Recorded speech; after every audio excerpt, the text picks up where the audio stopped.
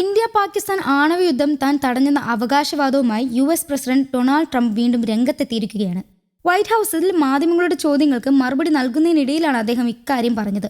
പഹൽഗാം ഭീകരാക്രമണത്തിന് പിന്നിലെ ഇന്ത്യയും പാകിസ്ഥാനും തമ്മിൽ നടന്ന സംഘർഷം അവസാനിപ്പിക്കാൻ താൻ മുഖ്യ പങ്ക് വഹിച്ചു എന്ന് നേരത്തെയും ട്രംപ് അവകാശപ്പെട്ടിരുന്നു.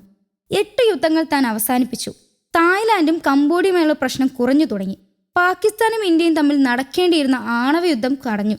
പ്രസിഡന്റ് ട്രംപ് 10 ദശലക്ഷം ആളുകളുടെ ജീവൻ രക്ഷിച്ചു എന്നാണ് അന്ന് പാകിസ്ഥാൻ പ്രധാനമന്ത്രി പറഞ്ഞത്. 8 വിമാനങ്ങളാണ് അന്ന് വെടിവെച്ചിട്ടത്. ആ യുദ്ധം രൂക്ഷമാകുന്നതിന് മുമ്പ് തന്നെ തടഞ്ഞു. റഷ്യ-യുക്രൈൻ യുദ്ധം മാത്രം ഇതുവരെ പരിഹരിക്കാൻ എനിക്ക് കഴിഞ്ഞിട്ടില്ല.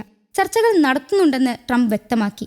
രാജ്യങ്ങൾ തമ്മിലുള്ള യുദ്ധം തടയാൻ വ്യാപാര തീരുവകൾ ഉപയോഗിച്ചെന്ന് അദ്ദേഹം അവകാശപ്പെട്ടിരുന്നു. എന്നാൽ ഈ അവകാശവാദം ഇന്ത്യ നിഷേധിച്ചു.